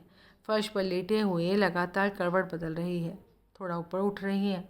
ना हवा की आवाज़ है, ना किसी और चीज़ के हिलने चलने की। हॉस्पिटल शांत क्षेत्र साइलेंट जोन में है। कोई हॉर्न भी नहीं बजा सकता। हाथों पर जोर देकर उठ बैठता हूँ। सिरहाने की तरफ लगी लोहे की पाइपों के साथ तकिया खड़ा करके अध लेटा हो जाता हूँ। खिड़की के 2 इंच खुले हिस्से से धुंध के छीने पर्दे के आर पार साफ दिखाई दे रहा है। खिड़की के बाहर वाले मकान की मुंडेल का छोटा सा हिस्सा दिखाई दे रहा है। लगता है वहाँ कुछ हिला है, वहाँ से आगे सड़क गया है। लेकिन इससे पहले कि दृष्टि उस कुछ को बांध कर मेरे अंदर वापस लाती और कोई जाना पहचाना आकार देती, उस खाली जगह को धुंध भर देती है। मैंने दोनों हाथ छाती पर रखे हुए हैं। अब साफ महसूस होता है कि हाथ धीरे धीरे कांप रहे हैं। इन्हें कसता हूँ, इनका हिलना बंद हो जाता है। गर्दन के छोटे से हिस्से पर ठंड चिकोटी काटती है और पीठ की ओर सरक जाती है। एक कसे हुए स्प्रिंग की तरह शरीर अपनी ही शक्ति से धीरे धीरे कांप रहा है। पैरों पर निगाह जाती है। उंगलियां बाहर की ओर मुड़ी हुई हैं। इनके नीचे के हिस्से के पास दोनों पाँव की नसें उभर आई हैं। उंगलियां ढीली करता हूँ, थोड़ी सी नीचे मुड़ती हैं और ऊपर हुई नसें मांस में वापस चली जाती हैं। तनाव धीरे धीरे सारे शरीर से बाहर निकलता है और फर्श पर बैठी धुंध में मुंह छुपा लेता है। लेकिन डर अब भी दिल द्वार पर खटखट कर रहा है। मैं डर क्यों गया? मैं जाग क्यों गया? वो क्या था जिसके आने की सूचना अचेतन ने अवचेतन को दी और सोई हुई इंद्रियों ने उसे ग्रहण करके मुझे जगा दिया? जो बीत चुका है, जो अतीत है, उसमें तो ऐसी कोई घटना या दुर्घटना नहीं जो वर्तमान को कुरेदे, झंझोड़े। अतीत की यादें सर्दियों के सांप की तरह कुंडली मारकर अंदर बैठी रहती हैं। वर्तमान की कोई बात बीते कल की याद से जुड़ती है तो कुंडली खुलना शुरू हो जाती है। लेकिन मेरा बीता कल तो इतिहास के पन्नों की तरह साफ है, मशीनी सूचनाओं भर से भरा हुआ। ये कल तो वो है जिसका मुझे पता है, जो मेरे जन्म के बाद शुरू हुआ है। कल इससे और पीछे जाता है। जातीय कल, सांस्कृतिक कल, जिस जगह हमने शरीर धारण किया है वहाँ का भौगोलिक कल। जन्म से पहले अतीत का तो मुझे पता नहीं। जिस स्थान विशेष पर मेरा वर्तमान है, नदी के मात्र उसी जगह के बहाव का मुझे पता है। ये तो बहाव का एक अंश मात्र है जो मुझे दिखाई दे रहा है। बहाव का कहीं बंटवारा नहीं होता। सुविधा के लिए इसे भौगोलिक या ऐतिहासिक नाम दे दिया जाता है। समय और बहाव को टुकड़ों में बांटकर क्या हम इसका संपूर्ण स्पर्श और अर्थ महसूस कर सकते हैं, जान सकते हैं? गले के अंदर का हिस्सा सूखे चमड़े की तरह खुरदरा हो रहा है। छोटे छोटे कांटे उगाए हैं, पानी का घूंट। लेकिन मेज़ बिस्तरे से दूर है। वर्मा को जगाऊं? नहीं, पानी के बिना चल जाएगा। मैं वर्मा को देखता हूँ। वो मेरी ओर मुंह करके सोया हुआ है। उसका चेहरा, उस पर के भाव बिल्कुल ढीले हैं। अब तक मेरे अंदर का कारण मुझ पर, मेरे डर पर हावी हो चुका है। अगर कमरे में कोई आया होता तो क्या वर्मा जाग ना जाता? उसकी नींद तो बहुत कच्ची है। मैं शायद बिन जाने वर्मा को बहुत देर से देखे जा रहा हूँ। उसके सोए होने पर भी उसका शरीर मेरे देखने को ग्रहण कर लेता है। वो बिना हिले डुले आंखें खोलता है, मेरी ओर देखता है, एक हाथ के पिछले हिस्से से आंखें मलता है और मुझे अधलेटा देखकर उठ बैठता है। क्या हुआ संतोष? पहले लाइट जलाओ। कमरे में रोशनी हो जाती है, लेकिन फर्श पर बैठी धुंध इस रोशनी को मटमैला कर देती है। क्या बात है, तुम उठकर क्यों बैठे हो? मुझे जगाया क्यों नहीं? दर्द तो नहीं हो रहा? मैं उसे कोई जवाब नहीं देता। शायद डर का अंधेरा उसे मेरे चेहरे पर दिखाई देता है। उठता है, मेरी चारपाई के बाजू पर बैठ जाता है। वो मेरी ओर लगातार देख रहा है। उसे पता है कि मैं किसी भी सवाल का जवाब तब देता हूँ जब मुझे जवाब देने की ज़रूरत महसूस हो, नहीं तो सवाल सुनकर भी अनसुना कर देता हूँ। मैं उसे बताना चाहता हूँ कि मैं जागा क्यों, लेकिन शब्द ध्वनि ग्रहण करने से पहले डर जाते हैं, मुंह से बाहर नहीं निकलना चाहते। दोनों पैरों की उंगलियां फिर अकड़ जाती हैं, छाती पर रखे हाथ फिर से कस जाते हैं और अंदर डांटता है कि ये भय तुम्हारा अपना है, निजी है। इसको किसी और के साथ भोगा बांटा नहीं जा सकता। लेकिन बीमार शरीर अंदर की आज्ञा मानने में असमर्थ और असफल है, हथियार डाल देता है। वर्मा मेरे दोनों हाथ पकड़कर मेरी छाती से हटा देता है और उन्हें बिस्तरे पर रख देता है। वो अब भी मेरे जवाब का इंतज़ार कर रहा है। कोई अंदर आया था वर्मा? उसकी आंखों में हैरानी दिखती। कब? मुझे तो पता नहीं। वो समझता है कि सचमुच कोई शरीरधारी अंदर आया था। अगर ऐसा है तो उसे तो पता चलना चाहिए, क्योंकि उसकी नींद बहुत कच्ची है, हमेशा हल्की सी आहट पर खुल जाती है। दरवाज़ा किसने खोला? तुम उठे थे क्या? नहीं, दरवाज़ा तो बंद है, लेकिन कोई आया था। अब हैरानी की जगह उसकी आंखों में डर फैल जाता है। वो मेरा माथा छूता है, हाथ झट से पीछे खींच लेता है। तुम्हें तो तेज़ बुखार है, ज़रूर कोई बुरा सपना देखा होगा। मेरे शरीर के तनाव को बुरा सपना शब्द सोख लेते हैं। शब्दों का बहुत बड़ा सहारा होता है, चाहे वो सही कार्य कारण संबंध ना बता पाते हों, लेकिन हमें सांत्वना तो देते हैं।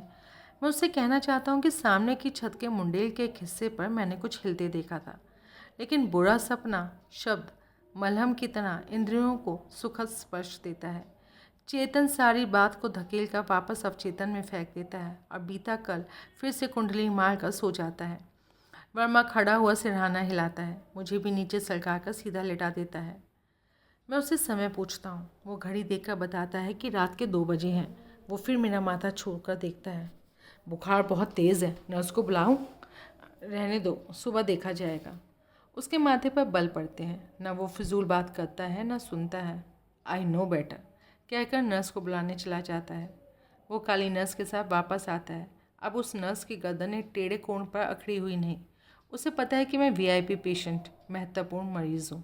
लेडी गवर्नर जो मुझे देखने आ चुकी हैं, वो थर्मामीटर लगाती है, थोड़ी देर बाद मुंह से निकालती है, मेरे चेहरे को ध्यान से देखती है। वर्मा के पूछने पर कि बुखार कितना है वो बताती नहीं। मुझे पूछती है, और कैसा लग रहा है? बताता हूँ, मुझे वॉमिटिंग सेंसेशन हो रही है। फिर मुंह खुलता है। नर्स और वर्मा मेरा सर ऊंचा करते हैं। गले में जैसे कुछ अटक गया है। हाँ हाँ की आवाज़ निकलती है, लेकिन बाहर कुछ नहीं आता। भरे हुए गले में से कुछ छाती में नीचे लौट जाता है और मैं निढाल हो जाता हूँ। नर्स जानती है, ताज़ा ताज़ा ऑपरेशन हुआ है, उल्टी आना, बुखार चढ़ना ठीक नहीं है। ऑपरेशन के बाद ऐसी बातें मरीज़ के लिए ख़तरनाक होती हैं। वो वर्मा से कहती है, आप इनका ध्यान रखिए, मैं डॉक्टर मेहरा को बुलाती हूँ। इतनी रात गए, सुबह बुला। वो मेरी बात बीच में काटती है। डॉक्टर साहब का मकान हॉस्पिटल में ही है, फिर उन्होंने कहा हुआ है कुछ बात हो तो उन्हें फ़ौरन बुलाना है। वो बाहर जाती है। मेरा माथा गीला हो रहा है। वर्मा तौलिए से पहुंचता है, कहता है कि मैं बिल्कुल ठीक था, ये बुखार और उल्टी आने की क्या वजह है। वो कमरे के कोने में बड़ा सा खाली हुआ टिफ़िन देखता है। मैं उसे बताता हूँ कि भट्टी और किशन ने यहीं खाना खाया था। उसके माथे पर बल पड़ जाते हैं। तुमने उनके साथ कुछ ली तो नहीं? ली से उसका मतलब शराब से है। मैं ज़ोर से ना में सर हिलाता हूँ। वो मान लेता है। उसे पता है मैं उसके साथ झूठ नहीं बोलता। डॉक्टर मेहरा आती है। सर पर ऊन का बना स्कार्फ बांध रखा है। चेहरे का सुनहरा सेब काले कपड़ों में लिपटा हुआ है। वो कुर्सी खींच कर मेरे पास बैठती है। नर्स चार्ट आगे बढ़ाती है। उसे शायद चार्ट में 10 बुखार पर विश्वास नहीं होता। खुद थर्मामीटर लगा कर देखती है, फिर स्टेथोस्कोप लगाकर धड़कन देखती है। नर्स को ब्लड प्रेशर यंत्र लाने के लिए कहती है। मेरे जिस्म के हर अंग पर जैसे अंगारे रख दिए गए हों और अंदर से भाप निकल रही है। वो वर्मा के हाथों से तौलिया लेती है, मेरा कुर्ता ऊपर उठाकर छाती पहुंचती है, पूछती है, खाना क्या खाया था? मरी हुई आवाज़ में मैं बताता हूँ, सिर्फ सूप पिया था। नर्स वापस आती है। वो मेरी दाईं बाह पर मोटी सी पट्टी लपेट कर ब्लड प्रेशर देखती है। नर्स को कोई टीका लाने के लिए भेजती है। वर्मा पूछता है, क्या ब्लड प्रेशर है डॉक्टर साहब? हाँ, बहुत है। पहले भी कभी हुआ है क्या? वर्मा उसे बताता है कि आज तक मुझे बीमारी नहीं हुई। आपको इन्होंने जगाया क्या? वो वर्मा से पूछती है। नहीं, मेरी नींद अचानक खुल गई। देखा ये बैठा हुआ है, बहुत डरा हुआ लग रहा था। डरा हुआ? डरने की क्या बात हो गई? कहता है कमरे में कोई आया था, दरवाज़ा तो अंदर से बंद था, कोई कैसे आ सकता है? मुझे लगता है इसने कोई नाइटमेयर देखा होगा। मैं डॉक्टर मेहरा के चेहरे को देखता हूँ। उसकी सारी परेशानी ख़त्म हो चुकी है। वो मुस्कुराती है। होठ के कोने में दांत पर चढ़ा दांत मखमल पर रखे मोती की तरह चमकता है। वो बहुत आश्वस्त दिखाई दे रही है। मैं डर जाता हूँ क्योंकि मुझे पता चल जाता है कि कमरे में किसी के आने के बाद को वो सच समझ रही है। वर्मा की तरह इसे भयानक सपना कहकर टाल नहीं रही, लेकिन इसे कैसे विश्वास हो गया कि कमरे में कोई आया था? क्या सचमुच कोई बंद दरवाजे से अंदर आ सकता है? डॉक्टर होकर इस तरह की बात का यकीन वो क्यों कर सकती है? उसने मेरे दोनों हाथों को अपने हाथों में पकड़ रखा है, इन्हें धीरे धीरे मल रही है। फिर वो मेरा कुर्ता उठाकर पेट और छाती पर हाथ फेरती है। शरीर के अंदर कुछ चलता महसूस हो रहा है। अब वो मेरे चेहरे पर हाथ फेर रही है। जहाँ जहाँ उसका स्पर्श हो रहा है, जलते हुए अंगारे बुझते जा रहे हैं। वो एक हाथ की उंगलियां फैलाकर मेरी दोनों आँखों को हल्के से दबाती है। मेरा मुंह खुलता है और मुझे साफ पता चल जाता है कि खुले मुंह से कोई बाहर निकल गया है। अब जिस्म पर पसीना आना बंद हो गया है। अकड़े हुए अंग ढीले पड़ गए हैं। महसूस होता है कि ब्लड प्रेशर ठीक हो गया है। अब छटपटाने का एहसास ख़त्म हो गया है। क्या इसके हाथों में कोई दैवी शक्ति है? छूने मात्र से क्या किसी शक्ति को इसने मेरे शरीर के अंदर भेज दिया है? नर्स इंजेक्शन ले आई है। डॉक्टर मेहरा फिर मेरा ब्लड प्रेशर लेती है। बिल्कुल आश्वस्त लगती है। अब इंजेक्शन की कोई ज़रूरत नहीं, सुबह तक अपने आप इनका बुखार उतर जाएगा। नर्स वापस चली जाती है। डॉक्टर मेहरा कंबल खींच कर मेरे गले तक देती है। अब कैसा लग रहा है आपको? मैं ठीक आवाज़ में बताता हूँ कि अब कोई जलन और परेशानी नहीं है। वो वर्मा से कहती है, अब आप भी आराम से सोएं, ये बिल्कुल ठीक है। वर्मा अपनी चारपाई पर बैठ गया है। डॉक्टर के उठने के इंतज़ार कर रहा है ताकि वो लेट सके।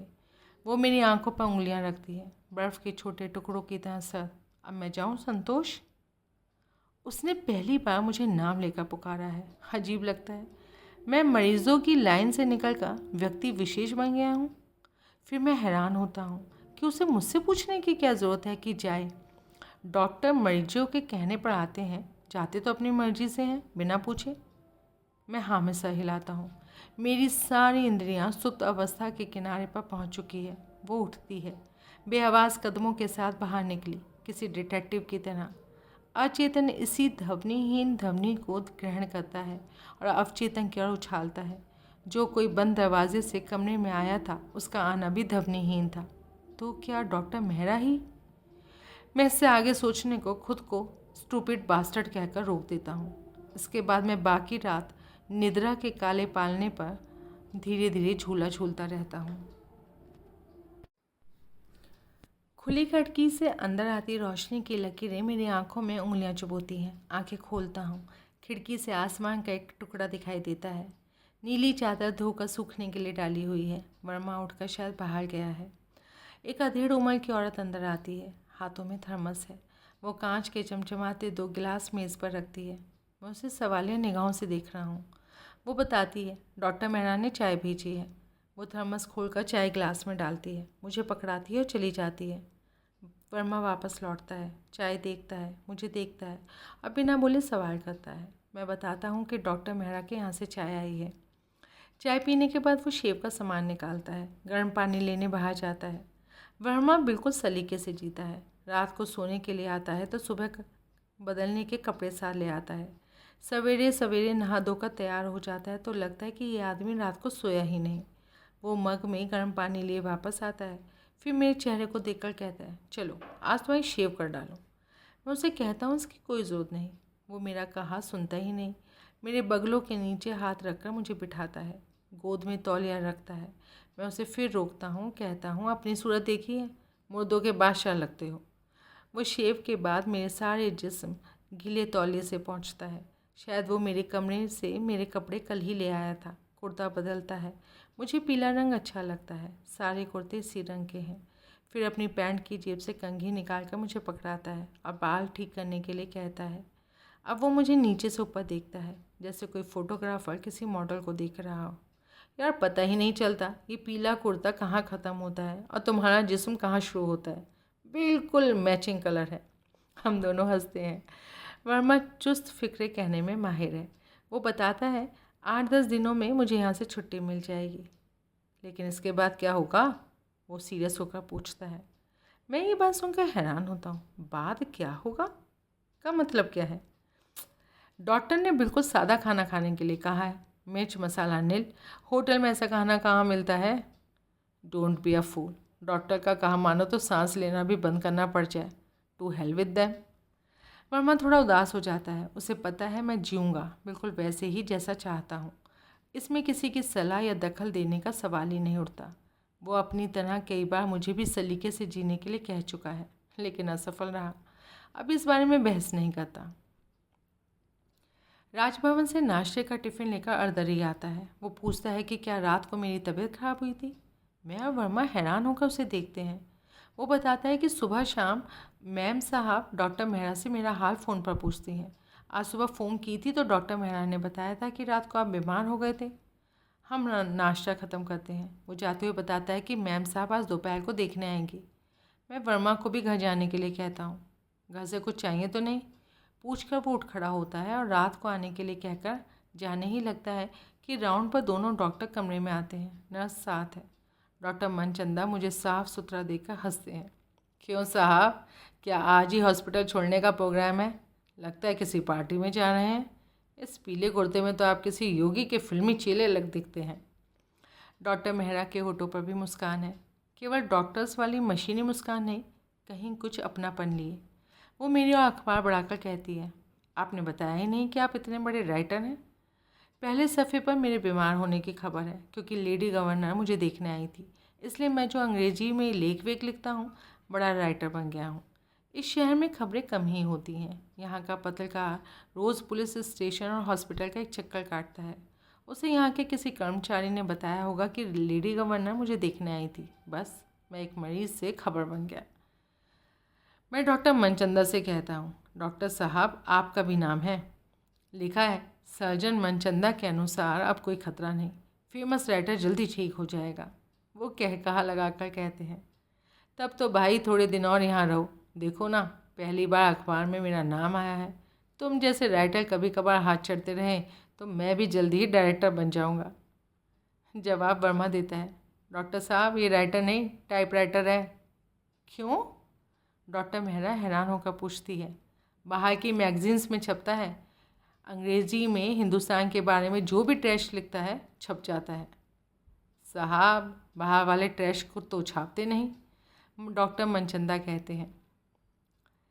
इसका लेखा बड़ा कैलकुलेटेड होता है। अब देखिए ना, बिल्लियों की सेक्स हैबिट्स, फिल्मी गायिका लता मंगेशकर और हिंदुस्तानी हिजड़ों वगैरह पर ये लिखता है, छप जाता है और अच्छे खासे डॉलर आ जाते हैं।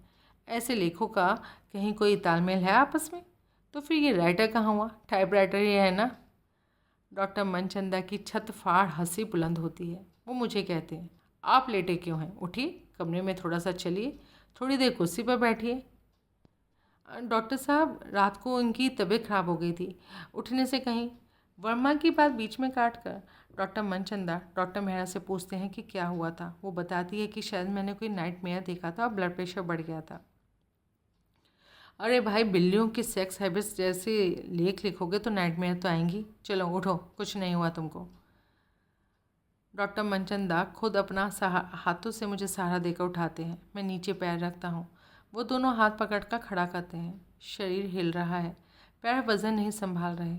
डॉक्टर मनचंदा मुझसे 4 कदम दूर खड़े हो जाते हैं और मैं अपने तक कदम उठाने के लिए कहते हैं। मेरे हर कदम पर ऐसे शाबाशी देते हैं जैसे छोटे बच्चे को दी जाती है।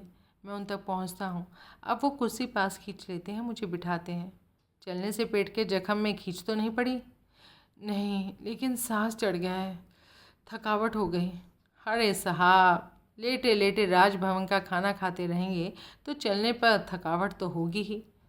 आजकल मरीज़ को ऑपरेशन के दूसरे तीसरे दिन हम लोग चलाना शुरू कर देते हैं। नई नई दवाइयाँ आ गई हैं, बहुत जल्दी अंदर से वुंड सुखा देती हैं। अब थोड़ी देर कुर्सी पर ही बैठो, जब थक जाओ तो अपने आप बिस्तर पर जाना। और हाँ, किसी के साथ शाम को ज़रा कमरे के बाहर टहल लेना, but don't tyre your self. फिर डॉक्टर राधा मेहरा उन्हें बताती हैं कि एडीसी कैप्टन सिंह का फ़ोन आया था। लेडी गवर्नर 11 बजे के आसपास मुझे देखने आएंगी। डॉक्टर मनचंदा मुझे छेड़ते हैं। हाँ, आपने तो हमारे लिए मुसीबत खड़ी कर दी है। सारा हॉस्पिटल रगड़ रगड़ कर चमकाना पड़ता है। यहाँ कौन रोज़ रोज़ लेडी गवर्नर आती हैं? वर्मा घर पर चला जाता है। बरामदा और साथ के कमरे धुलने की आवाज़ें आ रही हैं। फिनाइल की कड़वी खुशबू मेरे कमरे तक पहुँच रही है। फिर 2 आदमी मेरा कमरा साफ़ करने के लिए पहुँचते हैं। गीले कपड़े से इसे चमकाते हैं और तो और वो बिजली के स्विच को भी, जिस पर धूल पड़ी हुई है, पहुँचकर साफ़ करते हैं। उनके जाने के बाद डॉक्टर राधा मेहरा कमरे का मुआयना करने पहुँचती हैं। उनकी निगाह कमरे में घूमती है। सब ठीक है का भाव चेहरे पर आता है। आंखें फूलदान पर टिकती हैं। पहले के फूलों की गर्दन नीचे लटकी हुई है। वो पुराने फूल निकालती हैं, बाहर जाती है और ताज़े फूलों के साथ वापस लौटती है। चारों ओर छोटे छोटे डॉग फ्लावर्स लगाती है और इनके बीच चमकता हुआ लाल सुर्ख गुलाब। लगता है कमरा खुश हो गया है। मुझे कहती है, संतोष, थकावट हो रही है क्या? बिस्तर पर लिटा दूँ? मैं हाँ में सर हिलाता हूँ। वो मेरे दोनों हाथ पकड़ कर उठाती है। मैं उसके बिल्कुल करीब खड़ा हूँ। मेरे पीले कुर्ते के रंग में उसके सुनहरे सेब का रंग समाया जा रहा है। एक वाहियात सी इच्छा होती है कि उसके हाथ पकड़े थोड़ी सी देर और खड़ा रहूँ। फिर सर झटक कर इस इच्छा को बाहर निकाल कर फेंकता हूँ। मुझे इसका हाथ पकड़कर क्या लेना? वो डॉक्टर है, मैं मरीज़। हमारा प्रोफेशनल संबंध है। मैं उसके सारे कदम उठाकर बिस्तर पर पहुंचता हूँ। वो मुझे लिटाती है। उसका चेहरा देखता हूँ, मुस्कुरा रही है। मैं घबरा जाता हूँ। ये औरत क्या सचमुच डिटेक्टिव है? मेरी चोर इच्छा कैसे पता चल गई है? बिल्कुल उसी तरह मुस्कुरा रही है जैसे हम किसी का कोई रहस्य भांप लेने पर सुपीरियर ढंग से मुस्कुराते हैं। मैं कोई बात करने के लिए कहता हूँ। डॉक्टर, भगवान ने आपके हाथों में क्या मैजिक की शक्ति दी है? रात आपके छूने भर से मुझे बहुत ही अच्छा फील हुआ। मैं ठीक हो गया। वो थोड़ी गंभीर हो जाती है, कहती है, हाँ, लेकिन ये शक्ति मेरे हाथों में हर वक्त नहीं रहती, किसी विशेष क्षण और स्थिति में आती है। इसके लिए बहुत साधना की है। मैं चुप हो जाता हूँ। ये औरत कैसी रहस्यमयी है। पेशे से डॉक्टर है, लेकिन बातें सन्यासियों की तरह करती है। उनकी चमत्कारिक शक्तियों में लगता है विश्वास भी करती है। अंदर से चेतावनी मिलती है, ऐसे लोगों से संसर्ग से दूर रहना चाहिए। इनका कांटेक्ट हमारे अंदर को हमेशा डिस्टर्ब करता है। मेरे अंदर का डर शायद वो भाप लेती है। कहती है, आज से आप आराम से सोएंगे, आपको कुछ भी डिस्टर्ब नहीं करेगा। अब आप बिल्कुल नॉर्मल हैं। मैं विरोध में बोलना चाहता हूँ। उसे क्यों कर पता चल गया है कि अब मुझे कुछ भी डिस्टर्ब नहीं करेगा? वो तो ऐसे बोल रही है जैसे कल उसने खुद मुझे डिस्टर्ब। लेकिन इससे आगे सोचने से मैं इनकार कर देता हूँ। उसकी दुनिया का जो कोई भी है, जैसी है, मुझे इसके बारे में कुछ नहीं जानना। मेरे अंदर खतरे के छोटे छोटे सिग्नल आ रहे हैं, मुझे बच कर रहने की चेतावनी दे रहे हैं। तभी कैप्टन सिंह कमरे में आता है, निगाह घुमाकर सब ठीक है देखता है और बाहर चला जाता है। लेडी गवर्नर आती है, रवि भी साथ में है और डॉक्टर मनचंदा भी।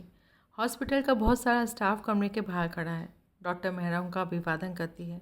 किसी और के कुछ बोलने से पहले रवि 2 डग भरकर मेरे पास पहुंचता है। मैं मिलाने के लिए हाथ उठाता हूँ, वो इसे दोनों हाथों में पकड़ लेता है, दबाए खड़ा है। उसका सारा प्यार, सारी दोस्ती उसके हाथों के माध्यम से मेरे शरीर में आ रही है। वो माँ से शिकायत करता है, मम्मा तुमने मुझे फ़ोन करके उसी दिन बुला क्यों नहीं लिया? बेटा, मुझे खुद दूसरे दिन पता चला और फिर तुम छुट्टी पर पहुँच तो रहे थे। उनके हाथों में आज भी फूलों का गुच्छा है। फूलदान देखती हैं, उसमें लगे ताजे फूल देखती हैं, राधा को देखती हैं, मुस्कुराती हैं। जवाब में राधा भी मुस्कुराती है। डॉक्टर मेहरा, आप तो बहुत समझदार हो गई हैं, अब मेरे फूलों को अपने घर में लगा लेना। फिर वो उससे पूछती हैं कि रात को मेरी तबीयत खराब क्यों हो गई थी। क्षण भर के लिए मुझे भ्रम हुआ, जैसे राधा के चेहरे पर कसूरवार होने का भाव आया हो। फिर वो उन्हें बताती है कि खास कुछ नहीं हुआ था, थोड़ा बुखार आ गया था, अब सब ठीक है। वो डॉक्टर मनचंदा से पूछती हैं, क्यों डॉक्टर मनचंदा, ज़रूरत हो तो यहाँ के मिलिट्री हॉस्पिटल के किसी एक्सपर्ट को बुला लें। डॉक्टर मनचंदा उन्हें हौसला देते हैं कि इसकी कोई ज़रूरत नहीं। बताते हैं कि आज मैं 4 कदम चल भी लिया हूँ।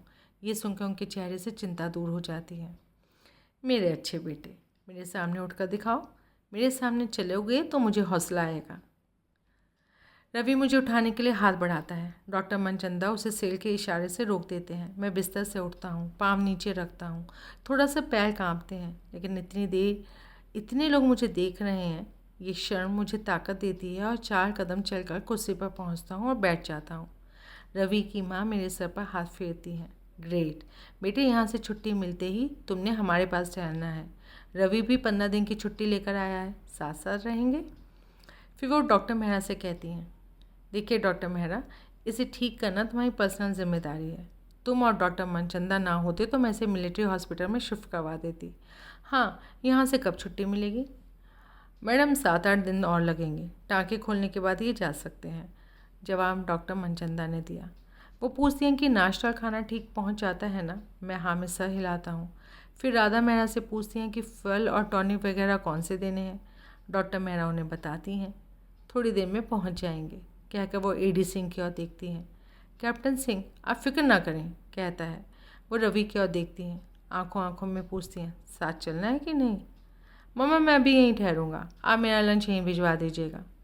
फिर वो कैप्टन सिंह से कहती हैं, यहाँ के क्लास 4 कर्मचारियों को मिठाई का एक डब्बा दिया जाए आज शाम तक। कैप्टन सिंह, यस मैडम, हो जाएगा, कहता है।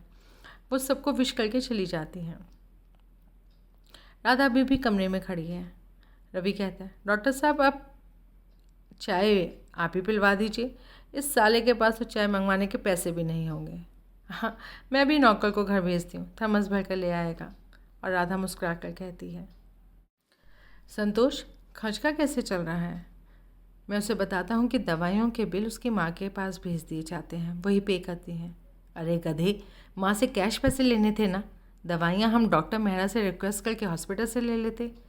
You are a bloody moron. मैं हंसता हूँ, राधा हंसती है। वो समझती है कि रवि मजाक कर रहा है, पर मुझे पता है वो सच बोल रहा है। पैसे वो हमेशा से फूकता है, हमेशा हाथ खाली रहता है, हमेशा किसी न किसी बहाने माँ से पैसे मांगे जाते हैं। राधा फिर आने के लिए कहकर चली जाती है। रवि मुझे बताता है कि उसकी प्रमोशन हो गई है, पिछले हफ्ते ही वो स्क्वाड्रन लीडर बना है। इतनी जल्दी प्रमोशन कैसे हो गई? वो तो अगले साल की उम्मीद कर रहा था।